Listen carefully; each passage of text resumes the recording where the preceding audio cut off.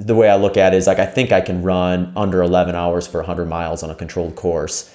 If I don't do it though, I'm not going to walk away thinking, well, I failed.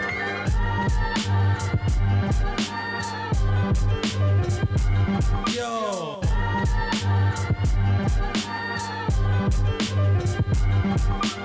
Hey, man. Welcome to the BeRad podcast. I'm your host, Kat Bradley, and with me I have Zach Bitter, professional ultrarunner first, podcaster second, coach, endurance athlete, kind of a legend in the sport. I first learned about you by, I was running the UTMB course with Jim Walmsley, and we spent like 2 weeks together training before 2018 UTMB, and he was like, I remember when Zach did UTMB and he led up until this point, and it was, right before mile 50.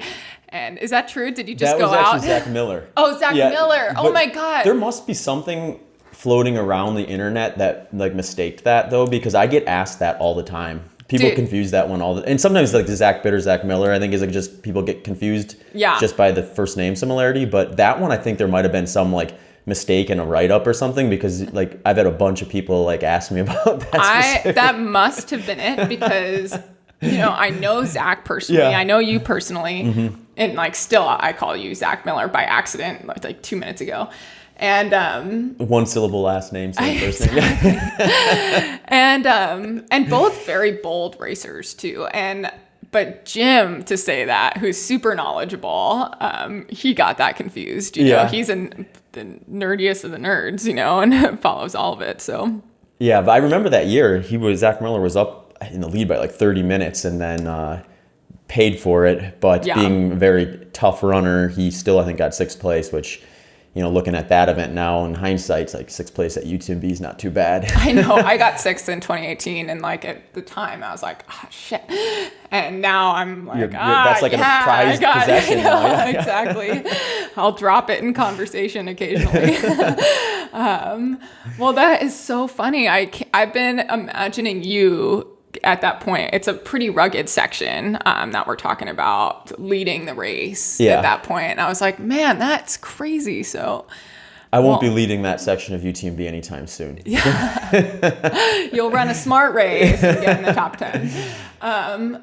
Have you done UTMB before? I haven't. No. I think I'd like to do it eventually. I mean, from an interest standpoint, I really like kind of Western states and more runnable, and UTMB is definitely another step beyond that. So I definitely would need to really dedicate probably a full year of preparation to really have a good look at even like meeting my potential there. So some of it just comes down to like planning that far ahead, which, obviously is, I think, the ultra runner's worst nightmare is planning too far ahead, because there's just so many different opportunities in the sport, and you don't necessarily always know what you're going to be focused on a year ahead of time unless something really unique happens. Yeah, planning is my worst skill set. I'm terrible at it. Yeah. When I did UTMB, I actually signed up like 3 weeks before, because I was going to do Western that year. But I think you'd be surprised. I think it's quite runnable, actually, especially in the men's field. But as it gets more and more competitive, you do need to train on the course. You have to spend all summer out there. Everyone in the top 10 in both races, CCC and UTMB, were out there for a whole month this year. But, you've evolved a lot in the sport, I feel like. And I've known about you, and we've crossed paths since I've been in ultra running around 2014. How, if you had to describe what you are to the community, how would you describe yourself right now? Yeah, it's a good question. You're right. I've been doing it long enough now where I remember when I started ultra running, I think I did my first one when I was 24. And at that point, there was very little youth in the sport yet. It was still kind of like more or less like you go through the paces of training for Olympic distance events. And if you were good at that, you stuck to it. And then you maybe got around to ultra marathons later. And in fact, when I was in my early 20s and first heard about ultra running, I was like, maybe I'll do that when I'm in my 30s. So as fate has it, you start quite a bit earlier than you plan. But yeah, I think, when you ask people like about me and the ultra running community, they're probably thinking runnable hundreds, like really runnable controlled events, timed events, that sort of thing. That side of the sport hasn't grown nearly as fast as the trails. So there's just less of us, I think. So then when I really got interested in that and happened to break some world records on runnable courses, it has like a kind of a unique sound to it, I think, that both highlights your name within the sport as well as to people who aren't really in the sport but are interested in running or just human performance in general. So that's probably what a lot of people will think of. I got into podcasting actually really early too. Around the same time I started ultra running as a guest more so, and then started my own podcast later. But that world I definitely kind of get looped into from time to time as well, just from being, a guest on a lot of podcasts, hosting a bunch of them. And then the big ones like Joe Rogan is obviously where I get more people who recognize me from that than I do from ultra running, actually. It'd be like cyclists are the funny one, because it's just like such a great sport to listen to a podcast on, I guess, if you're out there pedaling for 5 hours a day. And then I'll see them go by and someone will recognize me from that and ask me about it or something like that. Yeah, especially indoor stuff like on the Peloton. Like, oh, I'm going to run an ultra marathon as you're doing an ultra on the Peloton bike. It's so crazy. I blow my brains out, please, before I do anything more than 45 minutes on an indoor bike.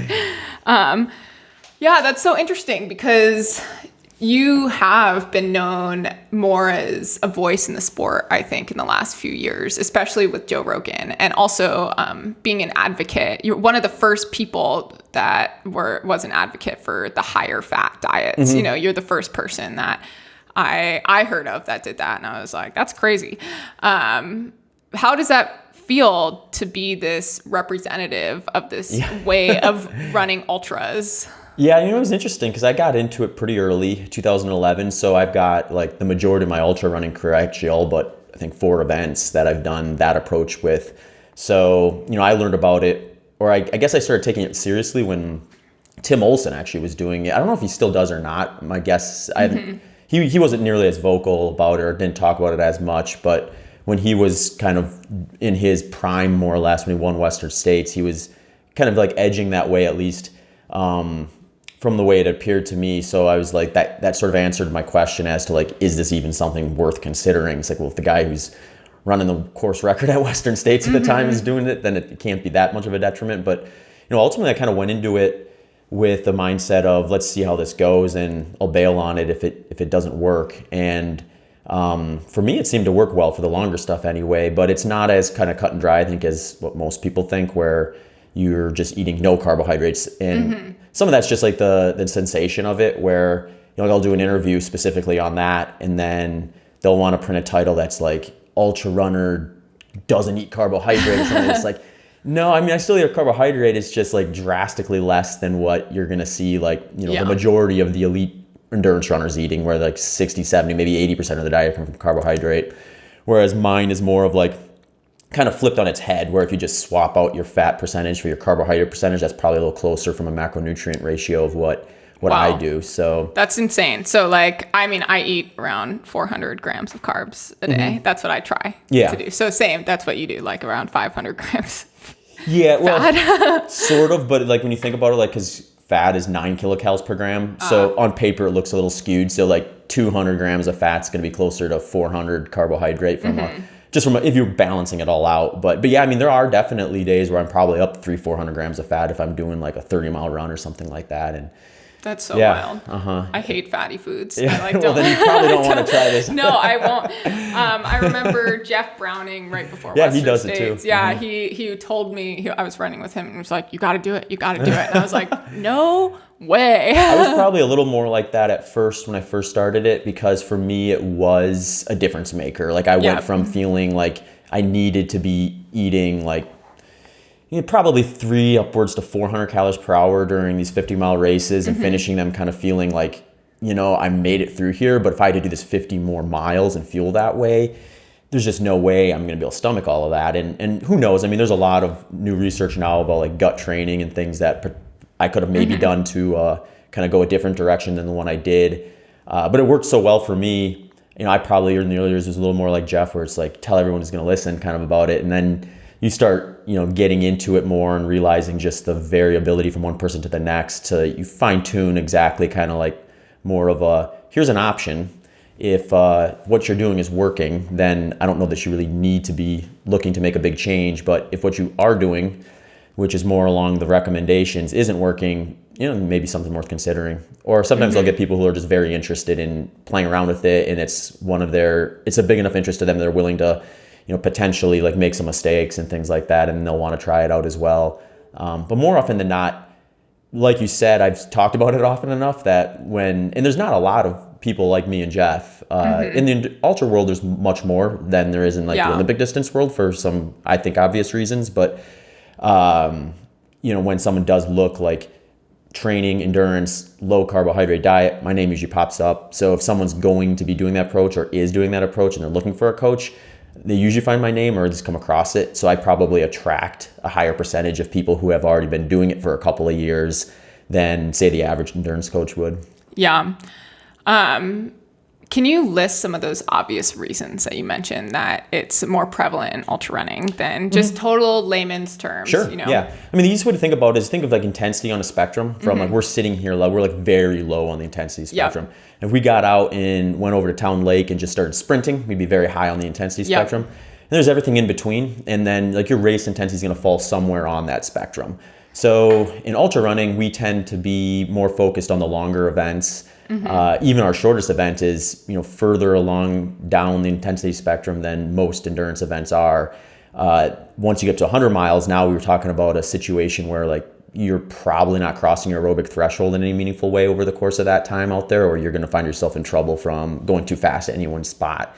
So what that ends up doing is it creates a situation where your body is going to be burning higher amounts of fat anyway. So you're not as glycolytically needy as you would be for, like, say, I think like the most interesting event from a carbohydrate standpoint is the marathon, especially when you get to elite marathon running, because they're basically time trialing for 2 hours at that point. And it's such a specific like situation of long enough to really dip into your muscle glycogen, but fast enough to make it very high ratio of carbs to fats.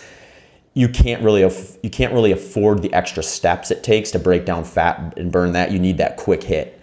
So you get to 100 miling, which is, aerobic threshold or lower in a lot of cases. Now you have a situation where like you can increase your fat oxidation rates to a point where you're leaning on that in a heavy way versus like the marathon, and then you can defend your muscle glycogen with just less fuel than you maybe would have if you were on a moderate to high carbohydrate diet. So there's no great research on this. So a lot of it is anecdotes and speculation and things like that. If you look at like the position paper for ultra marathons, they'll suggest that a moderate carbohydrate diet should target 50 to 70 grams of carbohydrate per hour.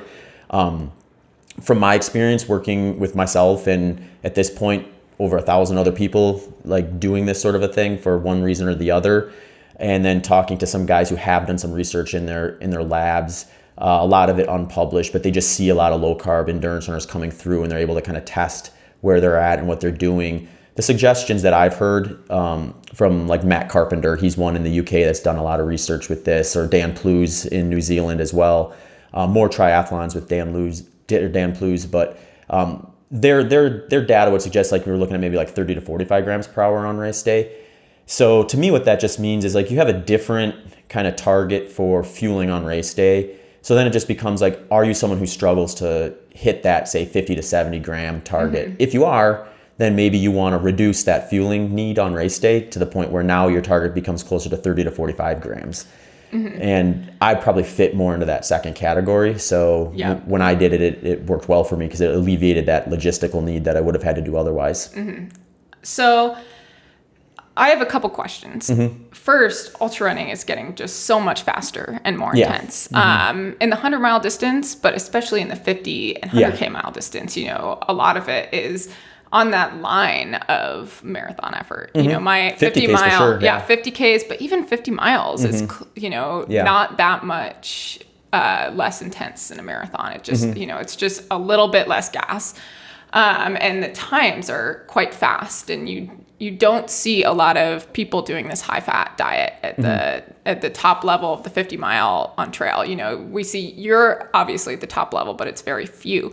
Do you think as the times get faster, this diet is going to be less applicable to ultra runners? I think from the 50K to 50 mile distance for the top end of the field, even without it speeding up, it's probably a hard sell in most cases. It really just depends on how you structure your training too. So like, if take for example, like I did the JFK 50 mile in 2019 and finished in 5 hours and 41 minutes. So I was hitting like low sixes to high fives on the C&O or on the canal path area of that course.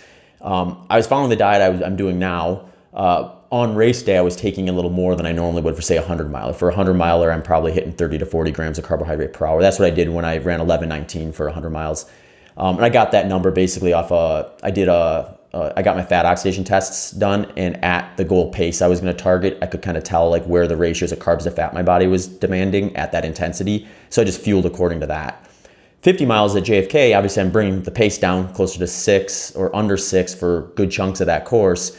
I needed to eat more to defend muscle glycogen for that. But even then, if my training is very specific at improving my aerobic threshold so that I'm pushing that to a point where my pace gets faster at that number, then I can get that down to below 6 minutes per mile pace. So then I'm in a window where like carbohydrate need is going to be less demanding if I stay below aerobic threshold. But like you said, there's very few courses like that. I mean, we're talking, I think there's probably maybe even a little more application for it on these flat courses where you can sort of set a pace and stick it so you're not having as many fluctuations. Whereas you get take like Western States where you have basically 3 very unique 50Ks all balled into like one event, which I think is what makes that one so interesting. You find yourself going up the canyons and pushing a little harder, and you might push well over your aerobic threshold for a little bit, and that could like skew your fueling needs a little bit. So I think a course like that, if you put that on so I guess maybe a great example would be something like Lake Sonoma, where you're just on a sawtooth all day. It's like, that might be a very hard sell for a top end of the field person because they're going to just be kind of pushing up in the intensity briefly and then bring it down and going back and forth, almost like an interval session. So yeah, I don't even think we're going to see like my approach become dominant in any way within ultra running outside of possibly some of these like really big efforts like multi-day stuff. Or as the sport continues to grow and we start getting more creative with things like, oh, we're going to do this race where there are no aid stations and you have to carry everything. Now it's all of a sudden becomes a little more logistically or useful to not have to fuel as much and things like that. But the bulk of the sport where it's highlighted, where we're going to have great aid stations, frequent aid stations, support almost wherever you want it. The ability to like work with nutritionists and things like that so that you can like potentially train your gut up to the point where, I saw some stories at UTMB this year where like Tom Evans, I think ate like 95 grams of carbohydrate per hour. Killian ate 100. And it's like, so I mean, that is a path forward that I think is going to be very well highlighted. And it's going to be a situation too, where this is the way I think about it. Anyone who comes to me for the most part, outside of the low carb community, which is still a small percentage of the population in general, much less endurance, it's even smaller in endurance, they're going to have a baseline or a background in a moderate carbohydrate diet almost for certain. Like even take myself, like I had, before I even thought about this approach, I had almost a quarter of a century of moderate carbohydrate food consumption. So I was like built to do that more or less. And that's where most people are at. So I do think there's a huge element of like, why are you going to try to break something that's not, or fix something that's not broken in that case? And I look at it more as like, we have these tools here, and this tool, whatever percentage of that is, it's 5% of the community, 10% of the community, 15%, whatever it ends up being, that's kind of irrelevant to me. It's just like when the person comes to me, we just look at like, where are the pros and cons for this sort of a situation for you at the individual level versus what we see happening at mass. So since at mass it's going to be moderate to high carbohydrate, that's usually our starting point, unless the person is like really into like wanting to try it, like it's said before, from a curiosity standpoint, or we already know from their past races and training that they for whatever reason are going to struggle with the recommendations and things like that. I find it so interesting. I take about 90 grams of carbohydrates per hour? An hour when I'm about I'm about a foot taller than Killian, and 10 pounds heavier, but he also will do long fasted training. He does. And, I asked him about that. He, for his UTMB training, and this is one I think I find really interesting, is my thought originally when you started seeing like the train your gut approach and these like really high numbers of like 100 grams, I've seen some like 120 grams per hour of like my first thought is you got to be practicing that. Like you got to be doing fueling during, like, you look at like Kipchoge, I think he's kind of synonymous for like, oh, I fuel during a 60-minute easy run. So like he's sort of like a sports car that, no matter whether he's in neutral in the driveway or if he's out on the highway, he's revving that engine at the high octane fuel source. And for his sport, I think that's almost a necessity.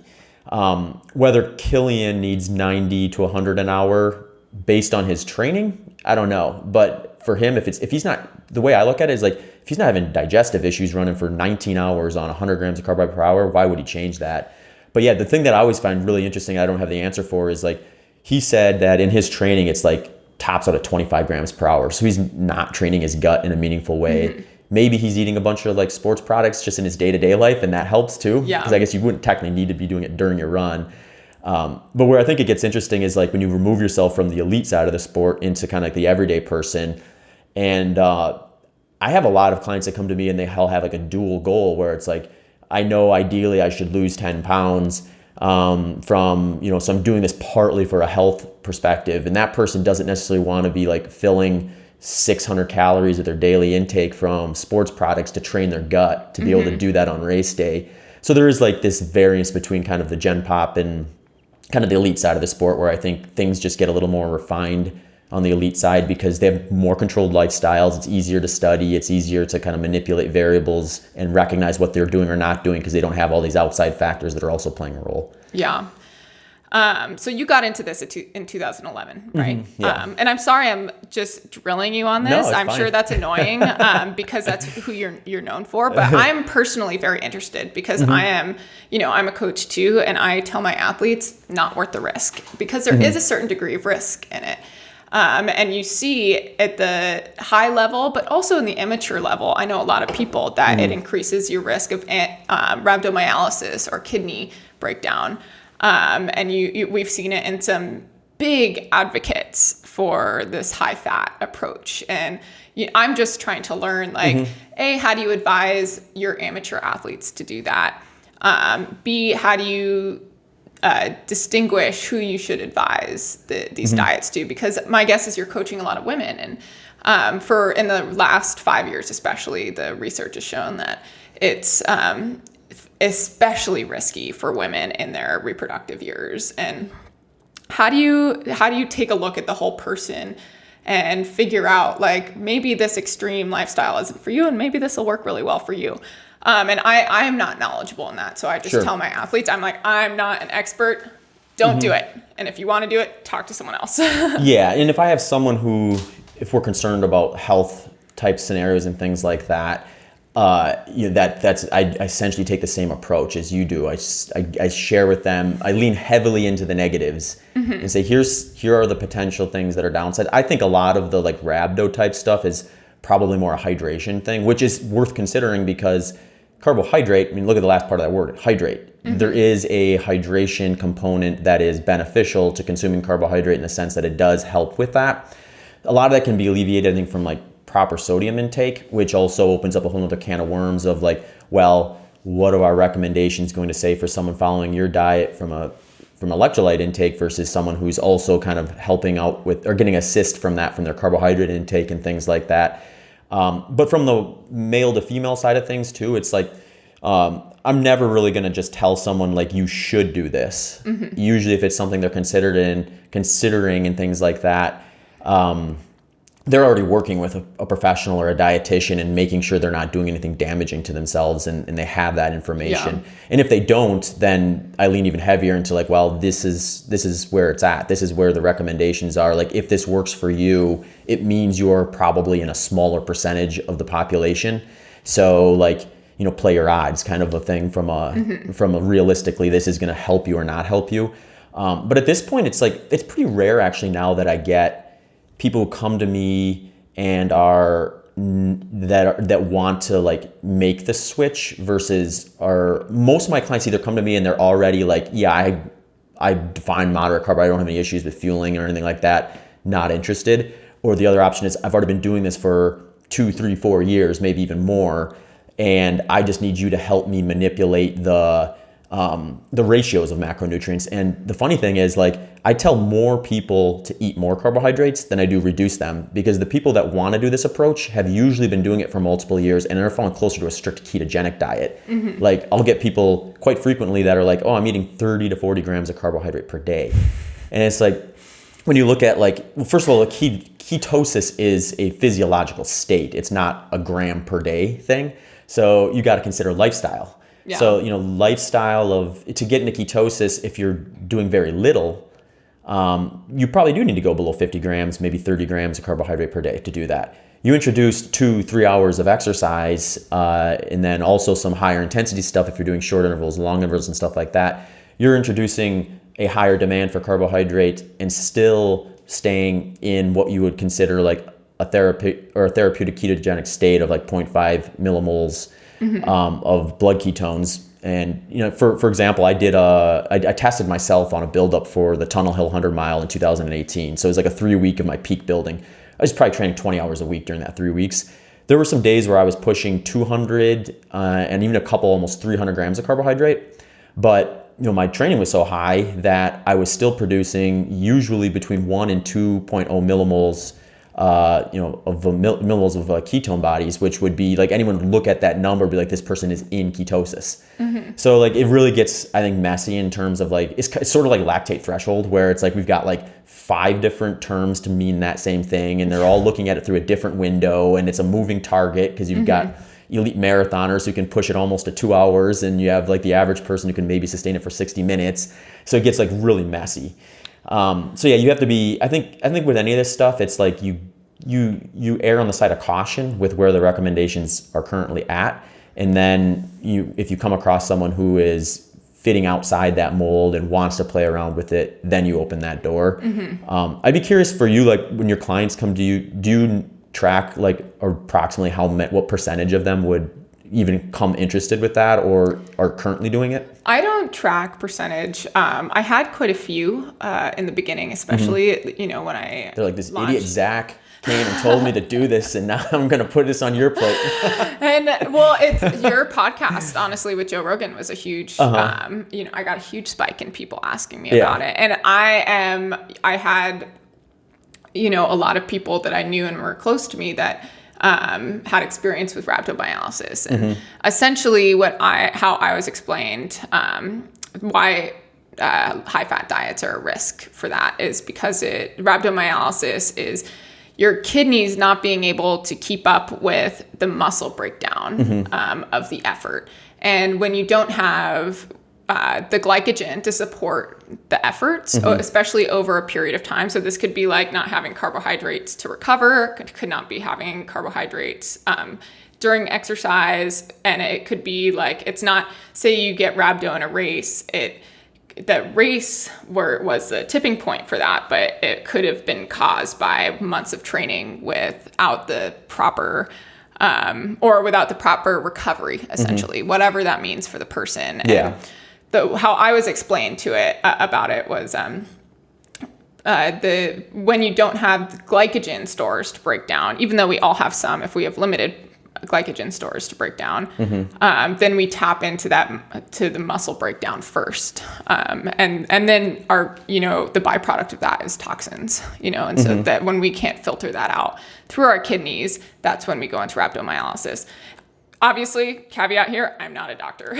Well, I've just been in the hospital a bunch with people who've had rhabdomyolysis from the end of ultras. I wonder how often that happens too, because I think like rhabdo's another, I feel like this is kind of like, I don't want to put it in the same ballpark as like adrenal fatigue, but it's one of those things where like sometimes I wonder if ultra runners are like, and this is sort of besides the point because clearly it happens at certain times, but I wonder if it's also like, oh yeah, I blew up in a race, it must have been rhabdo.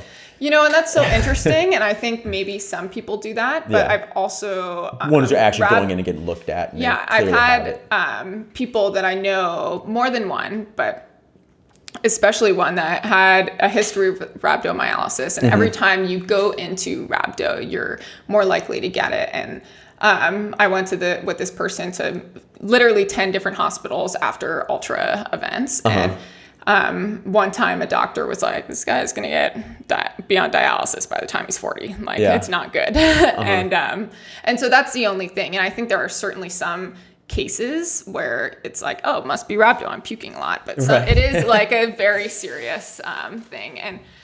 But anyway, I did see an uptick in people interested because of you and also Jeff Browning, who I have a relationship with Jeff. So I send athletes to him all the time. Yeah. Like, don't talk to me about it. I don't know anything. Yeah. But I mean, it's just one of those things, I think, as an endurance coach who isn't a dietitian or a doctor like myself, is like, you just got to be comfortable when someone comes to you with a question, not trying to play the expert when you're not the expert. Totally. So with stuff like that, I think it's like, it's worthwhile, like, to, be open about that. And then I think people appreciate that too, because they don't want to be fed the wrong information anyway. So yeah. And I feel like that's how you build trust with not only clients, but community, like just being super open about what your expertise are. And if you don't know something, own it.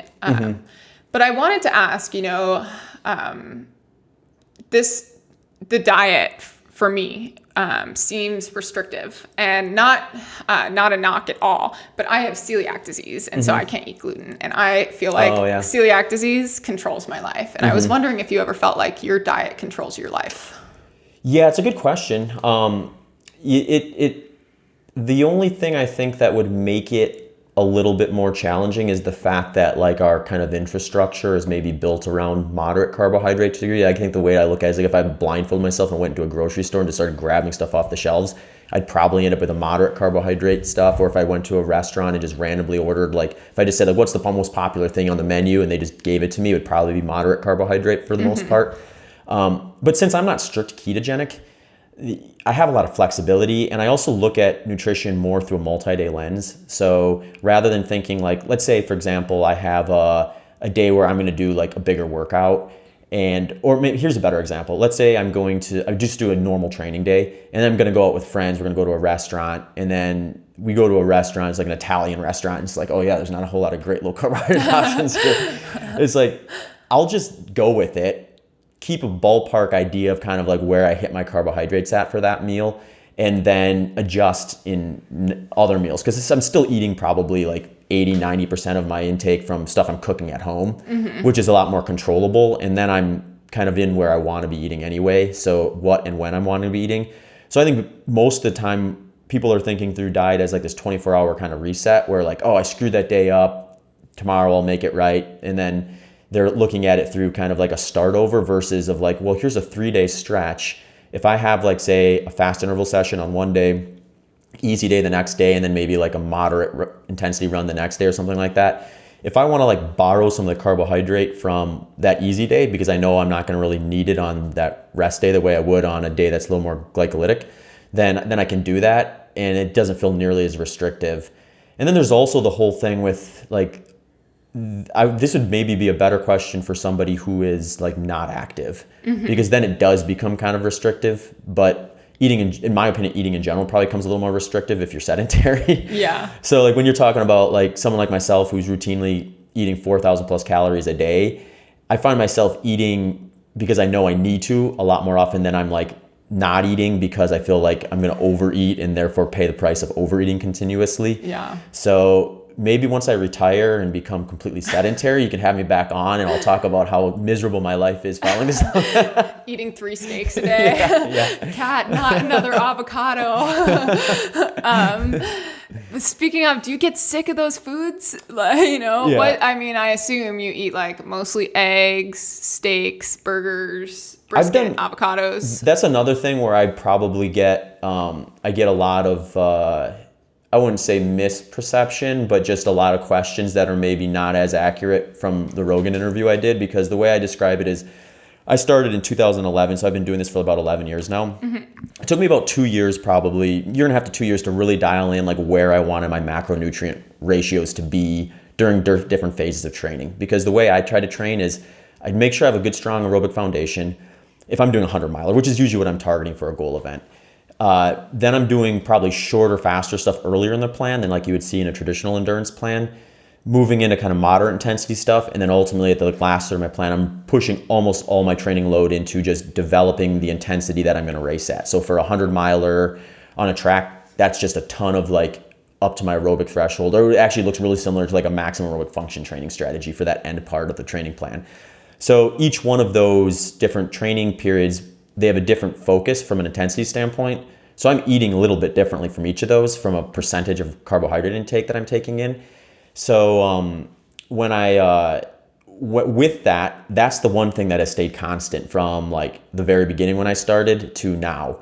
What's changed a lot is what foods actually make up those macronutrient ratios. So when I went on Rogan in 2019, I was doing like kind of just an experiment more or less where I used the same macronutrients I normally would, but I was skewing it heavily towards animal products. So then I got a lot of the questions about like eating ribeyes every day and stuff like that. But I've also done stretches where I did like mostly plant-based with the same macronutrient ratios. Usually I fall somewhere in between. That's where I am right now. I just get curious when like you see these different movements. It was during that time the carnivore movement was kind of in its like, I guess maybe it's still kind of at its point where it fluctuated too, but it was getting a lot of attention at that point. So I was having a lot of people ask about it and do it. So I tried it for probably, I mean, I don't know. It depends what you ask. Like I wasn't ever like a strict carnivore or anything where I was eating like nothing but meat, eggs, and that sort of stuff. But I was very heavy on those products for about a year and a half through part of 2019 and part of 2020. And then I started kind of gradually balancing it back out to where I typically fall, which is just a little more open-ended in terms of a balance between those types of foods. Cool. So Nicole, your wife, who I'm a huge fan of, we've run together a bunch in races and is a phenomenal athlete. You know, what does she do when you're on a carnivore diet? She just laughs at me like everyone else. Smart. No, she's got her own approach, and I mean, she's a perfect example of like if it's not broken, don't fix it type of thing. She's been doing basically the same general thing since I've met her, and based on what she's told me. She's my wife, so I trust her. Pretty much has remained pretty steady. The thing she's changed probably the most is she had, I mean, she's so resilient in a lot of ways between just her ability to tolerate stress within and outside of training. I mean, she works like a 60-hour-a-week job on top of the training and racing side of things. And it's just like, I lived that life for a while. And sorry. So that was my fault. It's like I realized kind of like, I don't know that this would be sustainable. I need to pick one or the other. And that's when I decided to kind of go more full-time towards running. She didn't do that. She decided to kind of trudge forward in both areas. And so she's got she's a really, really like robust human being in a lot of ways, I think. But she did have an issue. I'm trying to remember what year it was, maybe 2017, 18 timeframe, where she had really low iron levels. And it wasn't like she was supplementing with iron, and that wasn't really moving the needle that aggressively. So she did add more red meat into her diet for that purpose, and that seemed to move it.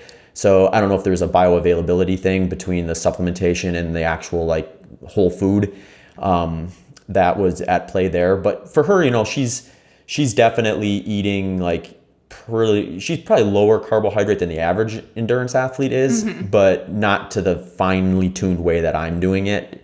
She's just a little more kind of like, I'll eat everything. And if it happens to be a little bit on the lower carb side of things from time to time, she doesn't overstress it. But if she's going to eat a whole loaf of sourdough bread because she did a big workout, she's not going to stress about that either. Yeah.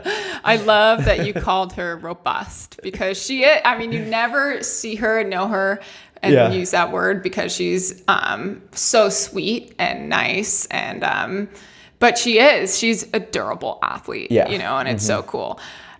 She actually helped me a lot in 2018 when I was going through some iron stuff because she had just gone through it. So she was messaging me. Yeah. Oh, wow. That's good to hear. She was like, use a cast iron. Yeah.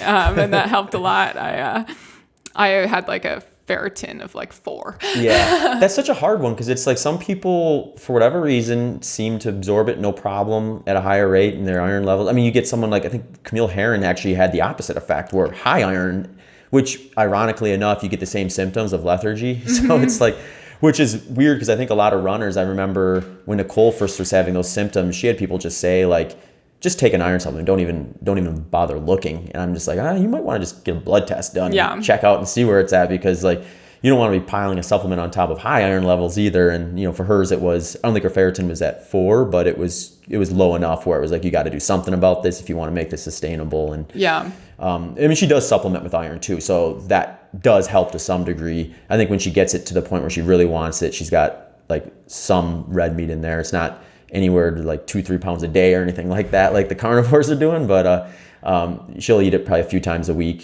For dinner, she'll have like 8 ounces of red meat or something like that. But it's easy for you guys to adjust your diet. I find, I don't cook, so it's easy for me when I just eat whatever my spouse eats. Yeah. Yeah. Yeah. For her to add red meat to her diet wasn't too hard because I was already making enough of it that it was just kind of. But to add carbs, is it difficult for her to add, scoop of rice? Oh, no, because like we just go to the grocery store and she kind of throws whatever she wants in the bin and I throw whatever I want in the bin. And then, and I'm not plowing through her bread supply in a meaningful way. So it's usually there for her. It works great then. Although I will say this, like before I met Nicole, I really didn't eat bread at all. Like I did it earlier in my life. I kind of took it out. And then she's a huge sourdough bread fan. So once she had that around basically all the time, I started using that as some of my carbohydrate a little more frequently than I would have in the past. And now it definitely finds its way into my diet more than it would have before I met her. So if anything, her diet's probably impacting me more than mine is her. That's kind of awesome. Do you notice a huge spike when you eat some bread, like a slice of bread with some butter?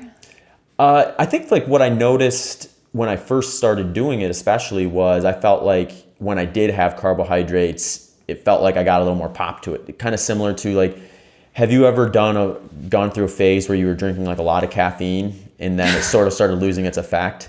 Then you peel back on it for a while and all of a sudden you have I'll do this every once in a while, like maybe once or twice a year, I just won't have any caffeine for like a week. And then I'll like pour a third of a cup of coffee that first day back and it's like, whoa, it got twice its potency than it did before. It's kind of like that, where in the past, if I would eat I'd have like 4 slices of bread to kind of get that energy boost. Now it's like if I have 1 slice of bread, I'm probably going to get a similar kind of pop in energy. It's the way I would describe it. Yeah, that's pretty cool. I eat a lot of carbohydrates. And I feel like I have to eat that way to feel at all good. But I mean, the caffeine analogy is great. Yeah. Well, and I mean, it's also like, I don't know that there's necessarily anything wrong with increasing your caffeine intake either. So it's like, do I need to do a reset and then have a third of a cup of coffee instead of a full? Maybe I could just have that full cup of coffee. Yeah, it's just more expensive one way, Do you fuel a lot with carbohydrate during your training runs to get up to 90 grams? Did you find that challenging at all? Or? Oh, yeah. I mean, lately I seem to have a pretty iron stomach where I can take whatever ever since, just finding what works for me. But I do tend to train with much less. And part of that I feel like is mental for me, I feel like it's important for me personally, and I don't advise this, to feel what a bonk will feel like in a race. Yeah. And also just know that, it's okay to feel low energy at the end of a run and then replenish afterward. However, I intentionally do runs where I'm training my gut. And finding that number 90 was me racing and me wondering, okay, like, why don't I have that extra little bit when I'm, following someone? I know I'm just as fit. I know I know what I can sustain if it's just a matter of ability and performance. Why don't I have that energy? And it turned out to all be calories, and when I really start dialing in my calories, I feel like it's hasn't reflected in my performance quite yet, but I feel like it will, because it's, I am ending these races feeling pretty good. Pretty good. Yeah. I mean, that's the sign. I think the proof is in the end, essentially. So if you are closing faster than you're starting, pretty good sign that you're not depleted in muscle glycogen. I think the research on here is pretty thin, I think, but usually kind of maybe a misconception with the endurance community is a bonk is a complete depletion of muscle glycogen, when in reality, that's death. So your body is going to make sure that doesn't happen to the point where it will shut you down before it gets there. So I think it's at about 40 to 50% reduction in muscle glycogen is when your body starts increasing the perceived effort at a given pace. So if you find yourself in a race, like you're running along, so, oh, this feels great. And then all of a sudden, like you look down, the pace is the same, but it feels like I'm up a gear. Yeah. You might be flirting with that number. So like, this is one of the reasons I really like controlled races, like the track stuff, is because you can just like really pinpoint more questions you have because there's just less variables to deal with. So like when I ran 11:19 for 100 miles, I ran the second 50 miles 2 minutes faster than the first 50 miles. And my fastest miles were in the last 10. So it's highly unlikely I was like not topped off enough with muscle glycogen, or I wouldn't have been pushing down like below a 6.5 minute mile, most likely at the end stages of a 100 miler. Then if I would have had the reverse effect, then it could have been like, okay, I got to figure something out fueling wise. But I was also like very dialed, very controlled for that one. That was the race where I had fat oxidation test done before. So I knew like at a 640 to 650 mile pace, or, you know, roughly 9 miles per hour, I was going to be burning like 800 to 1,000 calories or so per hour. And of that was going to be 80 to 90% fat. And then that meant I needed to kind of like safely do 20% of my, or 20% of that hourly metabolism needed to be exogenous carbohydrates if I wanted to defend that. So that's kind of what I did, and it worked there. So I guess I'm maybe on this opposite side of the average person, where like I'm kind of now like, well, it's not really broken yet. Keep doing it. But I would if I found like, and maybe it's something I should play around with down the road a bit, is just like trying out. I think what I would do first would be just try fueling higher during the race itself. Because I also think like this is where it gets really interesting. Going up to 90, 100, and some of these really high, like 120, we don't have great research that would indicate that that's actually like proven either, that it's actually doing a benefit. It's very possible that there's a much lower number that you're crossing past, and because you're not getting a digestive issue from it, it's just not surfacing as a problem in the moment. It's sort of like, my thought is like, well, if I'm typically hitting around 40 grams per hour for a 100 miler, what if I go up to 60 and don't have a digestive issue? Will I feel better than I did even when I ran 11:19? Maybe that's my ticket to going under 11 hours. Yeah. So, I mean, these are questions that I ask myself, and I'm probably going to play around with them to some degree. The big question, which I'm really interested right now, and like you and listening to Killian talk about his situation is interesting to me, is because my assumption is like in order to get up to those numbers, I would have to essentially take on a moderate to high carbohydrate diet. So that would result in me like overturning my current approach, which has worked well for me so far, to order to do that. But maybe I can get the best of both worlds and stay there and still push up to that. Yeah, and I think you can, and I'd be really interested to see what happens when you do that, especially as you get into those faster paces and try and break 12 hours, which is at a higher intensity, even if you're fit. You know, times are getting faster and faster. And, you know, I'm just, this is purely speculation, but it has changed my career so much. And at first I was not necessarily a closer. I was going out from the front. You know, when I won Western, I passed Magda and Casey and you all at Forest Hill, which is 100K, and then just held on. But and I wasn't eating nearly enough. I don't think I had any calories like after mile 80. But since having, you know, increasing my carbohydrate load and being way more intentional with my fuel, because of the studies that have come out in the last 5 years, my times in the last 50 are much faster in the last 20. And I have the fastest ever last 25 of Leadville. And I purely attribute that to just fueling. Well, and that's actually an interesting point too, because Leadville is going to create an additional hurdle for someone who's low carbo. Well, I guess it could be on both sides, but I mean, you're at altitude, so you're going to demand more fuel, carbohydrate too. So that one I think would maybe expose quicker than say like a sea level race would. Yeah. I think that's so interesting. And again, thank you for being okay with me, kind of totally poking holes in your way of life. I think there's holes in everything with ultra running at the moment, because it's like a lot of it is still anecdote. I mean, you can find research the research we have specific to ultra running, but still a lot of it is extrapolating forward from shorter distance stuff, things that are, we're assuming we know what's going on at 19 hours, 20 hours and some of these things. So I think it's like, whether we'll get to a point in our careers where it's like we have real good research on like the back end of a 100-miler is anyone's guess. But I think like it's helpful too, because like I want to know all the downsides as well as all the potential positives, because that is what ultimately I'm going to share with a coaching client or someone who asks me. And then like they can take those variables and come to a decision on their own if they want to try it or not, or if they want to stick with what they're doing, or what I'm finding more recently is just like, like I said before, I don't get a lot of people who are kind of on the fence. I get more people that have already been doing it for multiple years or aren't doing it at all and have no interest in doing it. And it's, that I find interesting, because I think people's assumption is that like people are coming to me as like a fix-it person. Yeah. And I'm not really a fix-it person in the sense that I'm making a huge shift in them. It's usually more like, what approach are you doing?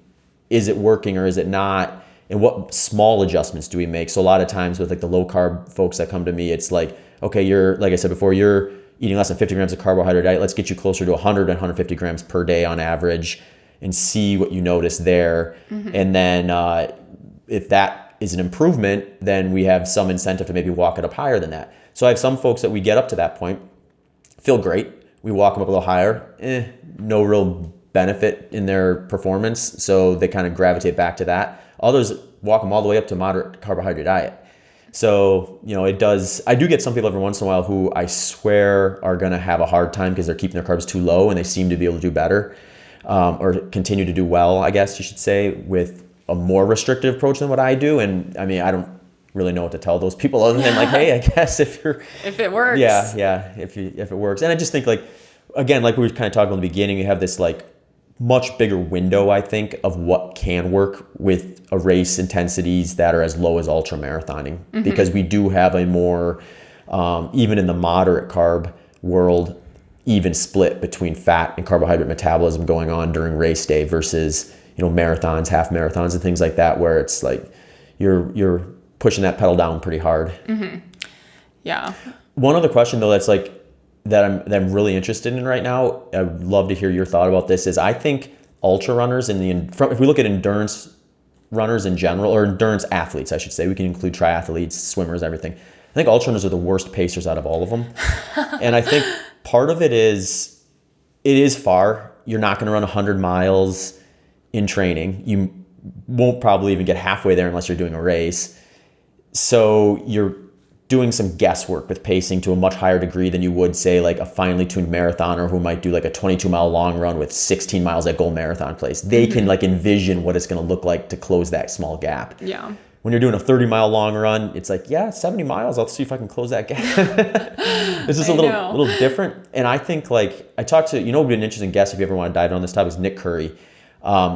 He's like really into even and negative splitting races. And he looks at all the top performances in the sport. And he's like, there's nobody even getting close to, spare a few examples, getting close to a situation where the splitting is equivalent to the other top performances in like marathoning, 5Ks, 10Ks, and that sort of thing. So I wonder too how much of like you put yourself in a situation, you go too fast, you're going to put yourself in a situation to need more carbohydrate over the course of the rest of that day and during that moment in time. So I wonder like if there's a relative improvement with pacing that fixes some of the need for exogenous carbohydrate during a race itself, and partly why I had such good success when I ran 11:19, because I did run slower in the beginning, probably burnt less carbohydrates than I normally would, because I've gone out too fast way more often than I've gone out even or too slow, or negative split or positive or even split, I should say. Yeah. So I can't remember what number it was Nick said, but I think he said it was something like closer to 10% like positive split on average for top performances in ultra running. So, which would be quite a bit higher than what we'd see in other. Yeah, that is interesting. And, in my experience seeing in my own athletics and seeing how the sport has grown, I think that ultra runners at least women go out a little too conservatively. Okay. I think it might differ between men and women. And I think I'm so immersed in women's running. I honestly don't pay that close attention to the men's side, to be completely honest, just because I'm in it. I'm in women's ultra running. And I like to know what people are doing and what's possible for me as an athlete and competitor myself.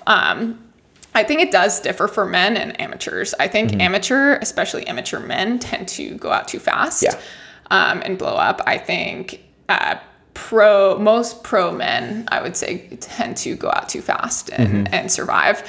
But I think women go out much slower than we are all capable of, because we're conservative and methodical as a, more conservative than the men's field typically. And I think the women, I will disagree with you in that I think the women's field could learn a little bit from the men's field and go out. And this is for me too. I'm known as being a smart racer, even though, when I was running the 800 and earlier on in my career, I was blowing up fast. I loved to lead early. But it burned me too many times. It's that fine line though too. It's like, and this is where I usually end up falling victim to my own advice, or by going against my own advice maybe, is like, I'll get this idea of like, this is where I think I'm at. This is the target I want. And you get this like a little bit too of an aggressive goal. My best example is Tunnel Hill last year. I trained for that race. I didn't quite have the fitness I did the prior year, or 2 years for that matter. And I was convinced I still had a shot at taking a swing at like somewhere in the neighborhood of like 11:30 to 11:40 on that course. I think that's an 11.5-hour course. But I should have been targeting probably like just under 12 hours. But I paced myself accordingly to like 11:30, 11:40, paid a huge price, and ended up running. It's 2 out and backs on that course. So you do them both twice. And the second time I did the second out and back, I was an hour slower than the first time. Wow. So it was like, that was pretty obvious in my mind, like, okay, you overreached. But maybe that was a fueling issue, because I think that all great performances come from overshooting a little bit, especially in ultra running, which you're clearly very scientific. However, it is such a mental sport. And for sure. Depending on who you are, you know, it's more or less of a factor. However, I believe that, you know, we get the greats because they overshoot what they on paper are capable of. So I think the fastest races will probably come with a positive split because of what you said. You're putting yourself out there enough. I just think it's going to be a smaller percentage than what we see. I think we're closer to 10%, and it needs to be closer to 2 to 3%. So criticism for my pacing at for my best 100 mile to date, you know, I negative split by 2 minutes. It's like, can I run 10 minutes faster if I go out 3 minutes faster that first 50 miles and then like carry that momentum a little bit further? I mean, there's eventually a tipping point that is non-fuel related where it's just, you know, you went too fast. Ability. And it also, like we were talking about before, it sort of like impacts itself to a degree, because I go out faster early, then I do demand more carbohydrate just by simply running faster. Because even like, this is where I think there's a misconception too, is people kind of get in this window of like, oh, I'm burning fat or I'm burning carbohydrates. It's like, no, we're all burning a combination of them. So it's like, where is your combination relative to someone else's, or where is yours relative to where it has been in the past? So like, then, you know, like just the act of speeding up is going to move everyone a little bit closer to carbohydrate, or add to that side and pull from the other side. And you go out a little bit faster, then you're going to need to fuel more carbohydrate just by the nature of the faster start. And then if you want it to continue, you have to continue to do that. So yeah, I mean, I'm really interested to see what happens when you experiment a little bit, you know, and you're saying I should target 80 grams of carbohydrate at Brazos this weekend? I think you should play with it a little bit in training. I don't want to mess up your race. I'll play around with it, because I also have there's another thing that I think I could try that would maybe be like a step versus an overhaul, would be moving the majority of my carbohydrate intake at the similar like percentages that I do, but during workouts. So it's very specific to the act of what I'll be doing, and just see how that impacts both the training performance as well as my ability to maybe increase carbohydrate intake on race day. So, yeah, I think really at the end of the day, like you look at, there's two sides to this too, because it's like, there's the fueling and then there's the ability to do it. So like if you look at the same recommendations that would say 50 to 70 grams of carbohydrate, you're also going to get about a 50% gastrointestinal type situation, ranging from like severe to mild. Obviously, I think mild is something you can probably get over, and it's probably just a reality you should probably expect to deal with when you're running 100 miles. But severe is probably going to slow you down. So like half of the 50%, I think roughly, I think this is a Marty Hoffman studies for the most part, is going to have severe. So at that point, is that person, what direction do they go? That's the big unanswered question in my opinion is, do they focus in more like what you're doing, saying, okay, let's just train your gut to be able to do that better so you don't have the digestive issue? Or do you go like, all right, I'm just going to lower what I need on race day and go kind of my direction? And then there's also all sorts of weird things you can add into that too. So we're talking about just the average person out here who's probably doing a bunch of dumb stuff out there in the course, like not eating for 2 hours, then eating a whole pizza at the 1-8 stage. It's like, yeah, you're probably gonna get a gastrointestinal issue by doing that. And a huge spike, and then like need to take a nap 2 hours later. Yeah, and then there's hydration too, which is gonna impact it. Yeah. Like how your body responds to digestive issues and things. So. Yeah, well, I think we need to have a follow-up podcast after, do Brazos Bend this weekend, then like maybe sign up for Javelina or something next year, and just be like, I'm going to do something completely crazy and counter to what I've done the last 11 years and tried carbohydrates. I'm so curious because ultra running in itself is not a balanced lifestyle, from the outside looking in. While you're pretty balanced in your community of someone who trends towards the higher fat diet, that it is still unbalanced from an outside perspective.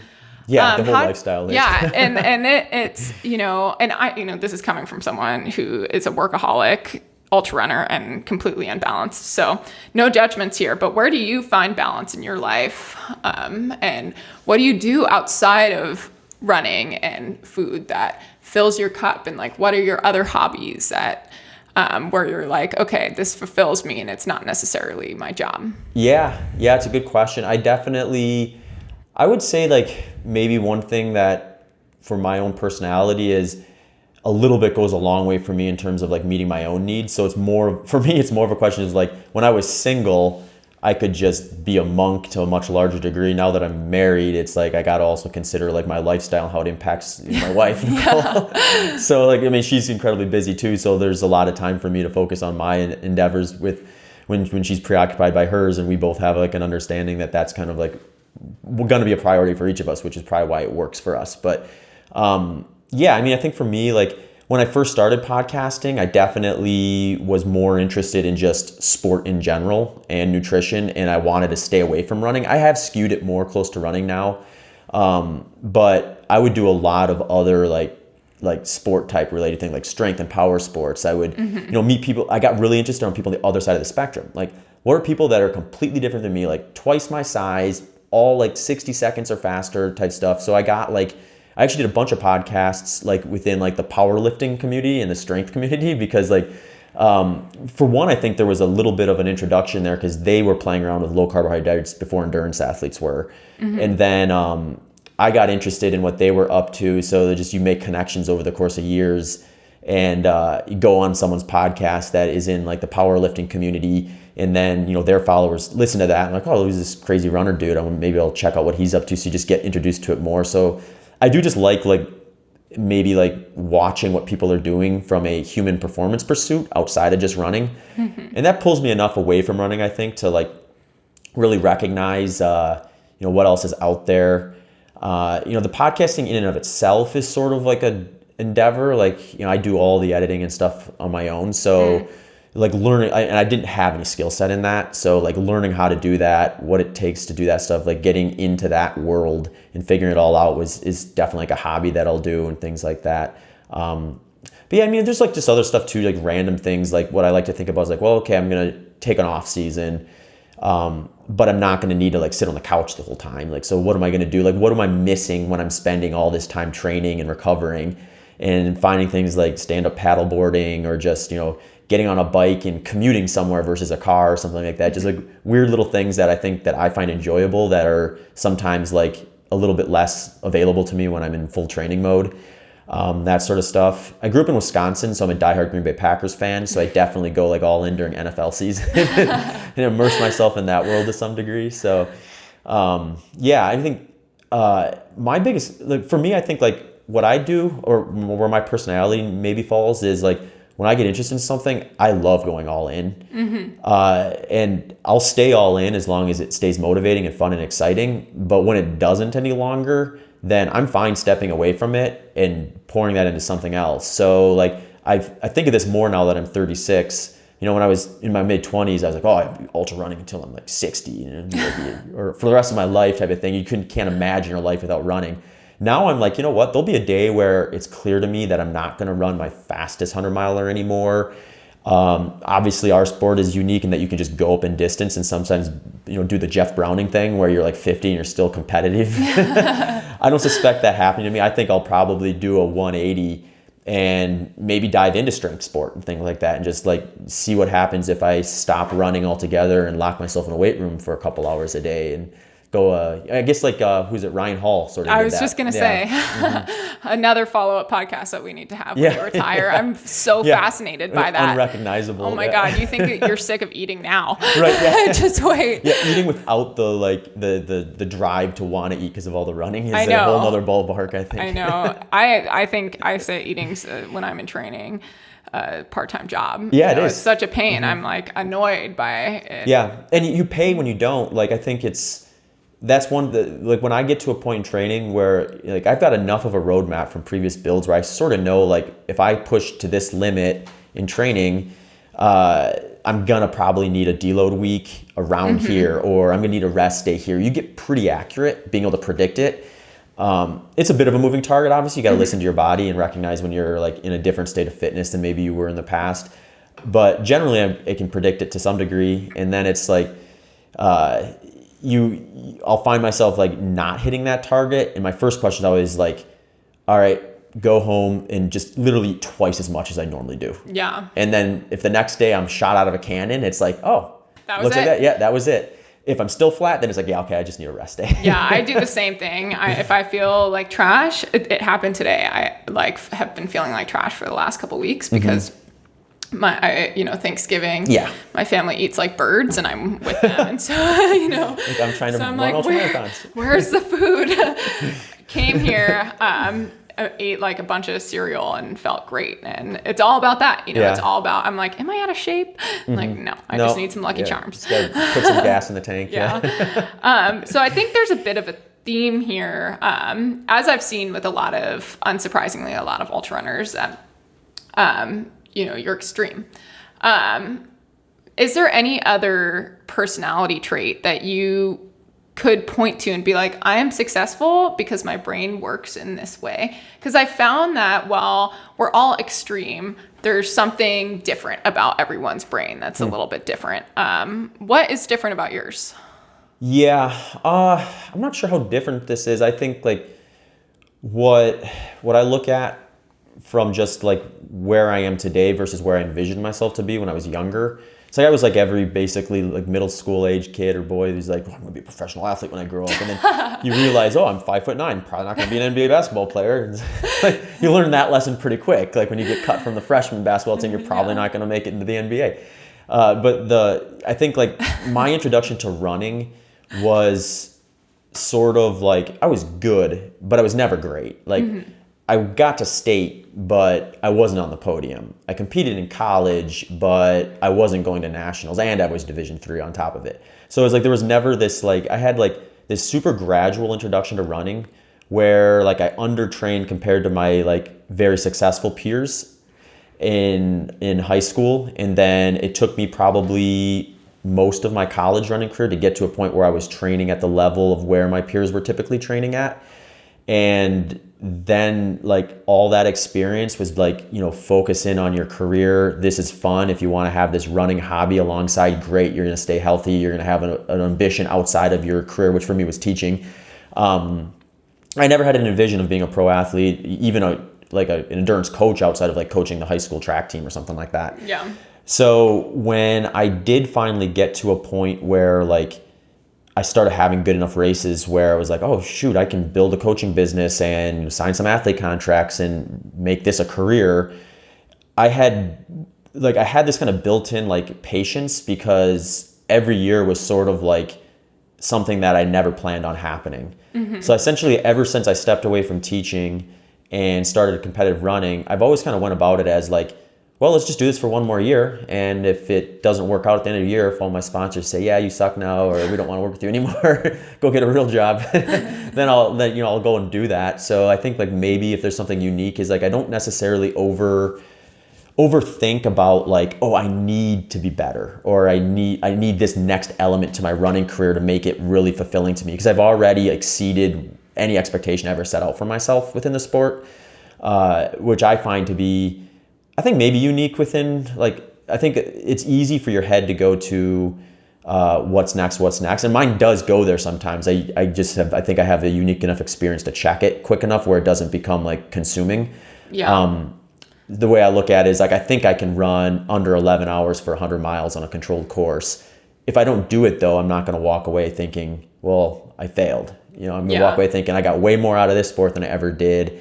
What's the next thing in life that I'm going to get super excited about that I don't even know about yet? Because, when I got interested in running, I didn't even know what ultra running was until later. So like to envision myself competing as an ultra marathon runner for part of my job was never really something that I was really imagining. Yeah.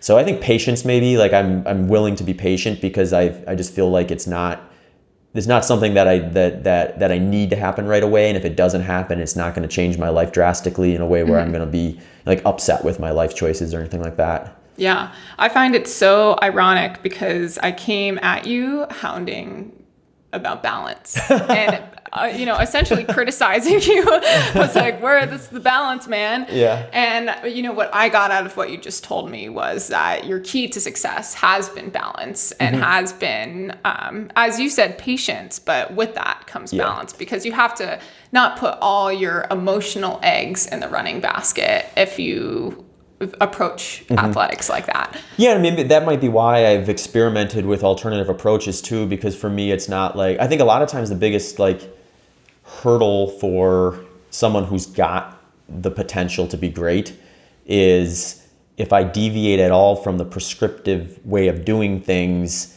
and it doesn't work, I'm going to be so mad at myself for not just listening, So for me, it's kind of a little bit more of like, well, like, I didn't belong here in the first place. So if this doesn't work, then who cares? Kind of a mentality maybe. But I don't know. It's interesting though to think about, because the way I think about it, like if you told my like high school self or college self that I was going to ever break a world record or even be considered a professional athlete, that knowledge alone probably would have ruined it for me at the time. So like some of it I think is just like not knowing that or not expecting that for such a long point in time throughout my running career, to the point where I got to learn to really enjoy the act of running for like inward purposes. And the way I like to describe this is putting a race on the schedule is one thing. That's a motivator. It's exciting. It'll get you out to train and things like that. But actually enjoying step one to crossing the finish line itself is what really makes it sustainable. Mm-hmm. So the thing I ask myself is like, when I finish a race is like, well, first of all, am I physically and mentally ready to go through that process again? If the answer is yes, then it's like, well, what do I actually want to be doing with that 4 months, 6 months, whatever happens to be? And this is where I usually end up deciding whether I want to, say, get myself on a 400 meter track again or not, or do something like the San Diego 100 or the Western States 100 or something that's a little bit more not what people would consider in my skill set. It's like sometimes those are strategic in the sense that it's like, yeah, I want to do well. I want to meet my full potential there. But it's also like gives me an opportunity to do something like different enough from the ins and outs of what I would do to train for a track race that when I do go back to what I kind of find the most enjoyment from the sport is, it's going to kind of be like a reset button. And I think that's what really have maybe it's still kind of an obsessive in the ultra running world, but it's like balance within it. Since we're just fortunate, we've got a sport that ranges from 50 Ks up in the mountains at 10,000 feet to, what's the race in New York where they run around that 0.58 mile block for like 40 some days and run 3,100 miles. It's like those cannot be anywhere nearly similar to one another, but they're all in our sport. So there's variety options. There's balance within the sport, even if you want to look at it that way. That's so cool. I love that answer. So we have to wrap up here in a minute. I'm going for the longest podcast that you have so far. That's my goal. I think we're here. I think we might be at it. But I got to tell you, the more we keep talking, the more questions I have. And it's really amazing. I've already requested 2 follow-ups. I want 2 separate podcasts where we talk about it. But I have to ask you, and this is how I always close this out, what is something that you're proud of that people wouldn't know about? Nicole can know about it, but Joe Rogan listeners aren't allowed to. Okay. Let's see. That I'm proud of? Yeah. Okay, because there's a lot of things I'm not proud of that people don't know about. Oh, let's hear one of those too. Let's see. That's a really good question. I would say, I think one thing I'm proud of that I don't necessarily talk about a whole lot is my original career was to go be a teacher, right? So I went into teaching. I was dual certified. I did regular ed and special education. So I learned kind of early. My teaching career was 5 years, so there was no expansiveness to it in general. Mine was 2. Okay, Same thing, special ed. Outlasted you. Yeah. Oh, were you dual certified? Or? Yep, dual certified. What was your other certification? Early childhood. Oh, okay, nice. Yeah, I did some early childhood long-term subbing when I was between student teaching and full-time teaching, and it was like half a day with kindergarten, and I was ready to take a nap. I understood why kids took naps after that experience. But I think that life that I kind of had before this is something I'm still really interested in. I wasn't running from it per se. It sort of presented itself to me. I had a co-teacher who I ran Desert Solstice in 2015 and broke my American record for 100 miles. And I was just talking to him about I think I'm at a point where I could probably pivot to a different career, and I might have to eventually because it's too much to do the teaching and the training and the coaching together and do a good job of all of it. So I think I think about that, what would it be like to say go back to teaching and dive back into that world, and what would that look like? And I think I'm really interested in the kind of an alternative education approach of when I was finishing teaching, there's this relatively new concept that was sort of kind of getting popular, where it was sort of a balance between a charter school and a public school, where it was project-based learning. Yeah. And that project-based learning was built around the student's interests. So then as a teacher, you weren't all right, I'm teaching math, here's our objectives we got to meet. It was okay, here's this topic that the students are interested in. How do I weave in all of their needs? And they all came in with different needs. It's some of them needed to meet reading and writing elements. Others needed to meet math, science elements. So it's as a teacher, you weren't this authority figure. You were this person that helped them solve that puzzle of how do I take this topic and draw the math out of it, draw the reading out of it, and draw that. And I think you can build that out in an endless way. So it's I'm really interested in that. I try to keep my finger on that world a little bit just to see where it's at, and it'd be something that I'd be interested in going back to if it was a type of a setup where it was. I envision a scenario where it's you have this school and there's a huge outdoor component where you have literally a farm. Yeah. And you it's even more than just some topic we can get in between 2 walls. It's we can actually go outside and where's the math, science, everything in this garden, in animal husbandry and that sort of thing. So that, and then that kind of moves me into just a scenario where I'd also love to get into more just farming in general. I think it's such a cool process of not just farming, but regenerative farming. Yeah. So that one's probably, now I'm bleeding into stuff I did talk about on Rogan's podcast, but I didn't talk about ever wanting to actually do it myself. I think it was just a topic we discussed. But I think the whole idea of like having this like small ecosystem that is like entirely sustainable within itself. And then with that, there's always these uncertainties. It's just like an ultra marathon, really. Yeah. It's like you have the things that you think you can expect, that you know you have to stay on top of, but then there's the uncertainties that you know when they happen, you have to take, accept, learn from, and then, you know, survive essentially. And I find that like so interesting. And I think it's partly just because we're so removed from it. And I just like I get interested in just like, where's the education in that? Because that's the teaching background, because you're trained to like look for that and seek it out. There's so much in that. Yeah. There's so much. So I don't even know if I answered your question. I think I might have just gone off on a tangent. I'm very interested in that. I did some practicum hours at a Montessori school in Boulder. It was publicly funded, but that teaching structure, the teachers were a guide. And we were guiding projects. And because it was a public school, we were still following the standard curriculum, but in alternative ways. But, sustainable farming is a huge part of that curriculum too.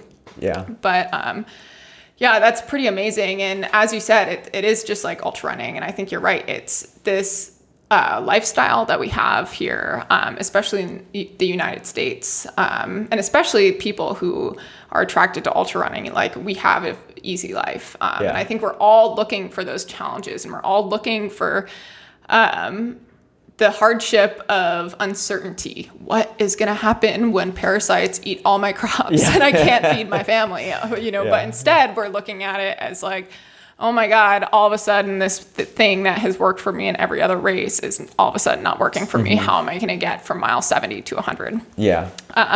So I think it is relevant, and I think you did answer my question. And, to distill it, you are proud of your interest in teaching still. Not necessarily the career that has changed, but that you are still pursuing that career in alternative ways. And I think that's really interesting. Yeah, well, thank you. No, it's always interesting to think about, like, I'm just old enough now where I feel like I've lived different lives within and I think that's just maybe a product of modern living now, where the last 10 years, essentially everything's kind of like easy access information, and you can do what it would take maybe someone a lifetime to do in a year, just from like the access to information. So you can go anywhere with that stuff. Yeah. Well, Zach, any last words? I don't think so, other than thanks for having me on. It's been fun to chat. I'm glad you're starting a podcast. I love it. I love to see it. I'm so glad to have you on. Thank you so much. And this was a really fun conversation. Likewise. Yeah. Till next time. Next time, round 2 and 3. Round 2 and 3, and maybe 4 on teaching. There we go. Yeah, we opened up another door at the end. Yep, that's right. All right, cat out. Thanks, guys, for listening. Cool. Awesome. Wow, that was awesome, Zach.